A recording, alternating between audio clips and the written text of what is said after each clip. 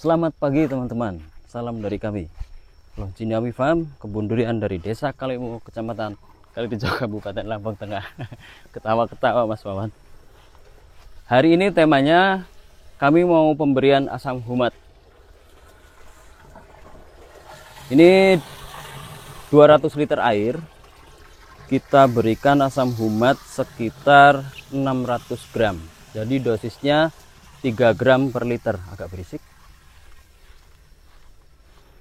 Nah, kalau untuk tanah yang jarang diberi asam humat, ya teman-teman ya, kita bisa pakai dosis 5 gram per liter air. Nanti diulangi beberapa kali dengan interval waktu tentunya juga yang berbeda ya. Kalau untuk tanah yang kritis, saya bisa pakai dulu yang pertama setengah bulan sekali, terus ke sebulan sekali, yang selanjutnya mengikuti ritme pemupukan. Jadi biasanya kan pengaplikasiannya bisa dikocor seperti ini. Terus bisa juga diaplikasikan dengan cara dicampur pupuk. Misal pupuknya 10 kilo, kita berikan 5 sampai dengan 10%. Kalau untuk interval sekarang ini, apakah hanya untuk yang generatif atau yang vegetatif sama saja? Nah gini, berdasarkan kondisi lahan kami teman-teman ya. Jadi asam humat itu wajib kalau buat kami.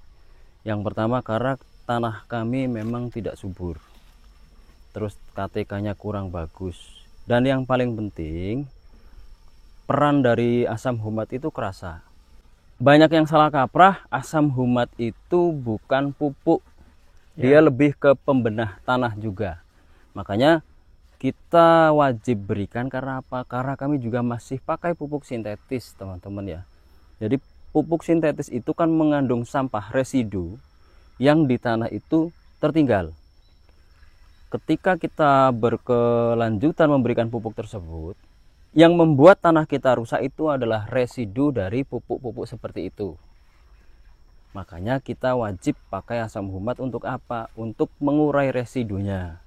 Sebelumnya kita udah pakai mikroba, udah pakai ini serasa daun juga kita pakai, Kohe juga ada. Kohe kita pakai, masih ada itu asam humat, asam amino, abu sawit, sekam padi, terus trichoderma juga kami masukkan.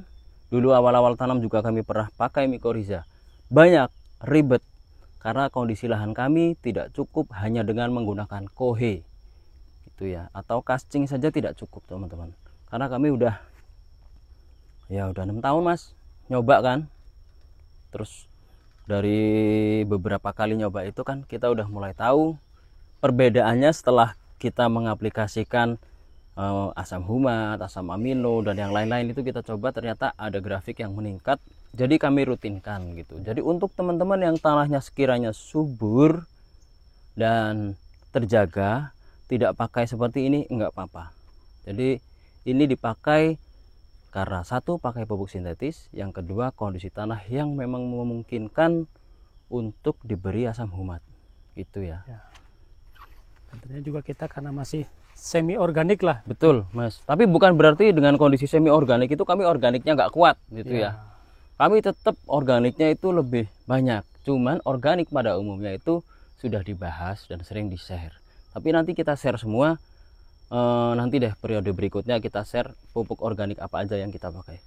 Ini kita mau aplikasi untuk beberapa pohon ini. Kita kocor secara merata ya teman-teman ya. Nah gitu aja. Sebenarnya bisa dikocor gimana terserah, yang penting kira-kira rata gitu ya. Nah biasanya kalau untuk satu pohon inilah, ini kurang lebih ya kira-kira basah dan rata sih Mas. Enggak, patokannya untuk diameter kanopi daunnya kan sekitar berapa? Ada 3 meter nggak Mas bentangan? Ada Mas, udah ada Mas. Udah ini. Ya. Apalagi ini cabang yang udah kita potong ya. Ini cabang yang udah kita potong loh. Cabang bawahnya jelas mungkin udah sampai sini kan. Teknisnya gimana, yang penting dijamin gimana basah. Gitu aja. Terus ini kami kocor. Karena apa teman-teman? Biasanya yang pertama kan kami campur dengan pupuk. Dengan dosis yang seperti kami katakan tadi, 5-10%. 5-10% dari jumlah pupuk yang kita beri ya. Nah ini kenapa nggak demikian padahal kemarin kita pupuk? Karena ini kita mau menyambut pembungaan pupuk yang kita berikan di sini dengan harapan residunya nanti akan terurai oleh asam humat ketika nanti udah habis musim hujan. Jadi diharapkan kondisi tanah itu nanti memasuki proses pengisian buah, nah, gitu, penahan buah rontok dan yang lain-lain itu dalam kondisi tanah yang ya istilahnya sesuai yang kita harapkan. Harapannya begitu.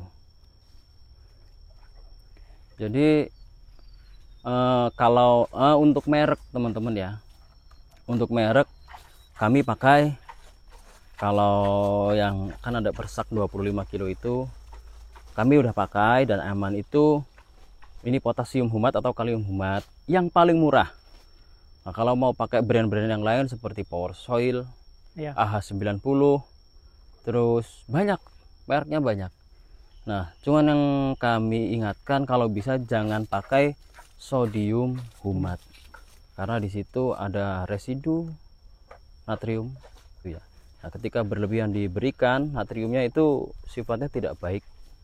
Dari yang saya baca ya, dan pengalaman dari kami sendiri sampai sekarang masih ada, baru kami pakai, sisa setengah sak nggak kami pakai lagi karena dampak yang dirasakan kemarin, tanahnya itu kok pH-nya jadi cepet banget drop itu ya.